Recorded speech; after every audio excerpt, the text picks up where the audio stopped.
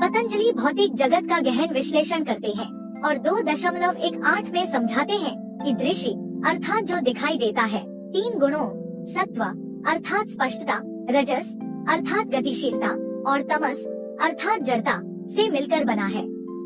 दृश्य अर्थात जो दिखाई देता है भौतिक तत्वों और इंद्रियों के माध्यम से प्रकट होता है ताकि आत्मा को सांसारिक अनुभव और अंततः मुक्ति का मार्ग प्रदान किया जा सके। यह भौतिक अस्तित्व कोई स्थिर और एकरूप इकाई नहीं है। सूत्र 2.19 में पतंजलि गुणों की 4 अवस्थाओं के माध्यम से प्रकृति स्वभाव की विकास सीढ़ी का वर्णन करते हैं। ये अवस्थाएं ऊर्जा की अत्यंत सूक्ष्म अव्यक्त स्थिति से लेकर उस सघन भौतिक वास्तविकता तक के संक्रमण को दर्शाती हैं, जिसका अनुभव हम प्रतिदिन करते हैं। विशेष अर्थात स्पेसिफिक यह अस्तित्व का सबसे ठोस और विविध चरण है। इसमें 16 विशिष्ट रूप शामिल हैं। 5 स्थूल तत्व अर्थात पृथ्वी, जल, अग्नि, वायु, आकाश, 5 इंद्रिया, 5 कर्मेंद्रिया और मन। इस चरण में गुणों ने मिलकर ऐसे अलग और पहचानने योग्य पदार्थ तथा अनुभव बनाए हैं जिन्हें हम अपनी भौतिक इंद्रियों से अनुभव कर सकते हैं। अविशेष अर्थात नॉन स्पेसिफिक अवस्था अधिक सूक्ष्म है और भौतिक जगत के अमूर्त पूर्वगामियों का प्रतिनिधित्व करती है। इसमें 6 अविशिष्ट तत्व शामिल हैं। 5 तन्मात्राएं अर्थात ध्वनि, स्पर्श, दृष्टि, स्वाद और गंध के सूक्ष्म सार और अहम भाव अर्थात अस्मिता। ये अंतर्निहित खाके हैं। उदाहरण के लिए ध्वनि की तन्मात्रा यहाँ तब तक विद्यमान रहती है जब तक कि वह विशेष अवस्था में हमारे द्वारा सुनी जाने वाली भौतिक वायु या आकाश के रूप में प्रकट नहीं हो जाती। लिंग मात्र अर्थात परिभाषित या विभेदित। लिंग का अर्थ है चिन्ह या संकेत।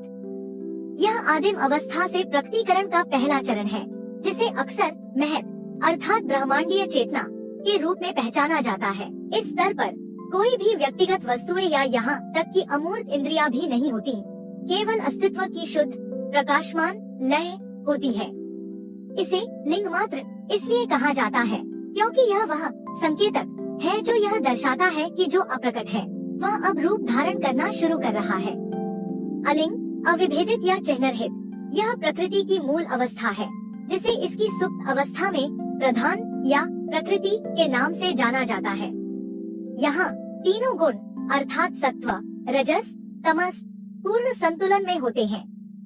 चूँकि यहाँ कोई गति या असंतुलन नहीं होता, इसलिए अनुभव करने के लिए कोई चिन्ह भी नहीं होता। यह समस्त पदार्थ और ऊर्जा की अनंत अप्रकट क्षमता है जो काल, दिक् और कार्य कारण से भी पहले विद्यमान रहती है।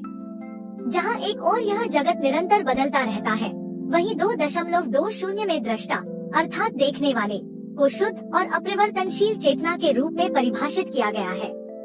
यद्यपि यह मूल रूप से दोष रहित है, फिर भी यह भावनाओं या वस्तुओं को देखता और अनुभव करता हुआ प्रतीत होता है क्योंकि यह उन्हें मन की छनी हुई धारणाओं के चश्मे से देखता है।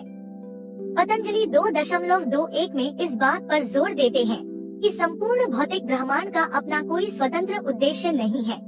इसका अस्तित्व ही केवल दृष्टा की आध्यात्मिक उन्नति की सेवा के लिए है। इससे 2.22 में एक अद्भुत बोध होता है, एक ऐसे प्रबुद्ध प्राणी के लिए जिसने अपना उद्देश्य पूरा कर लिया है और मुक्ति प्राप्त कर ली है। भौतिक जगत बंधन या भ्रम के स्रोत के रूप में प्रभावी रूप से अस्तित्वहीन हो जाता है। हालांकि इसका यह अर्थ नहीं है कि यह जगत भौतिक रूप से लुप्त हो जाता है। यह उन अन्य सभी आत्माओं के लिए अविनाशी और पूर्णतः क्रियाशील बना रहता है जो अभी तक बोध की उस अवस्था तक नहीं पहुंची है और उनके लिए एक साझा अनुभव क्षेत्र के रूप में अपनी सेवा जारी रखता है।